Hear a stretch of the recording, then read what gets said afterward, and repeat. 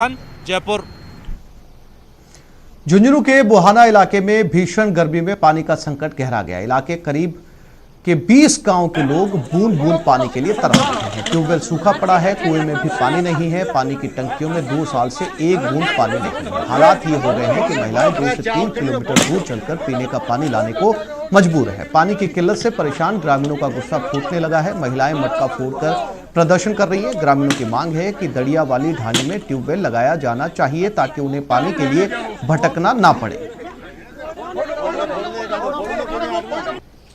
2 साल पहले तक यहाँ पानी था, वो कुआं ड्राई हो गया। अब एक 3 फेस का ट्यूबवेल स्वीकृत हुआ है खानपुर के लिए। उसको राजनीतिक रूप से कहीं उठा के कोई एक पर्सनल घर में ले जा रहे हैं सरकार। अब इनको आँख खोलनी चाहिए। इतनी बड़ी बस्ती है, 35 से 40 घर परिवार लोग बसते हैं यहाँ। रास्ते पे खेली बनी हुई है, टंकी बनी हुई है।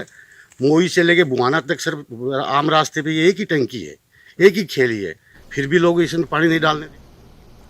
अलवर में भारतीय किसान यूनियन के राष्ट्रीय प्रवक्ता राकेश टिकैत के काफिले पर हुए हमले के बाद सियासत गर्मा गई है। संयुक्त किसान मोर्चा और कांग्रेस नेताओं ने निजी होटल में प्रेस कॉन्फ्रेंस कर बीजेपी नेताओं पर इस हमले की स्क्रिप्ट लिखने का आरोप लगाया। हमले की रिपोर्ट दर्ज कराने वाले किसान नेता बलबीर छिल्लर ने खुद को जान का खतरा बताते हुए सरकार से सुरक्षा की मांग की।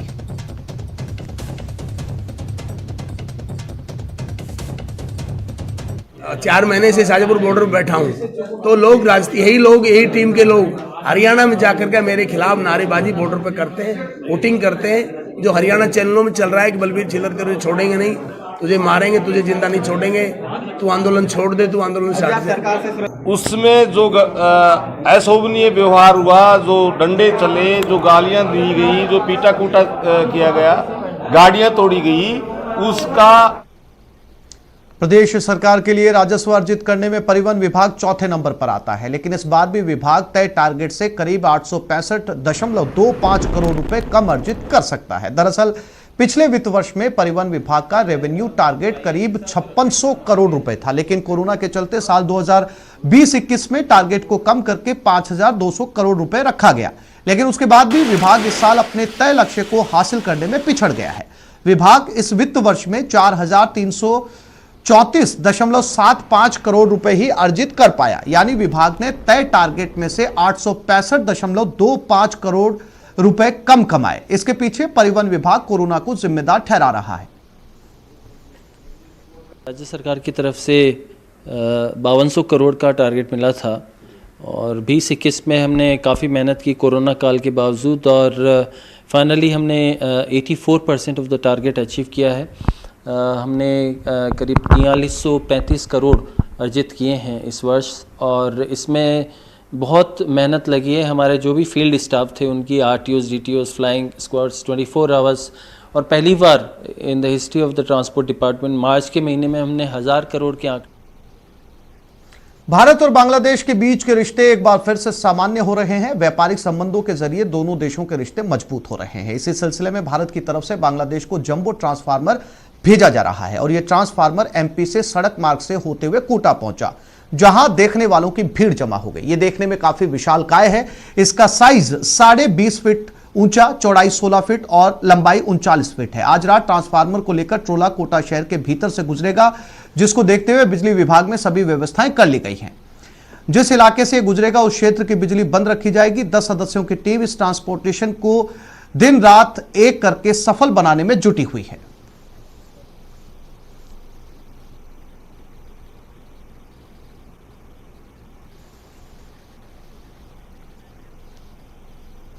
और आपके लिए होली भले ही चली गई हो, लेकिन पाली जिले में रंग पंचमी के मौके पर ऐसी होली खेली जाती है जिसे देखने के लिए भारी भीड़ जुटती है।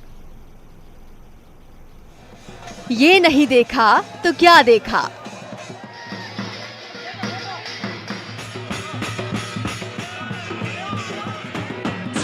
होली पर जमकर डंडा मार।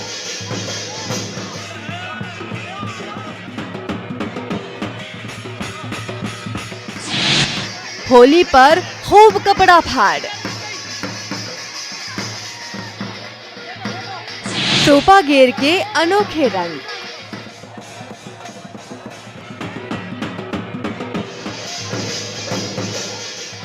होली भले ही चली गई, लेकिन राजस्थान के पाली में होली की खुमारी अभी परवान पर है।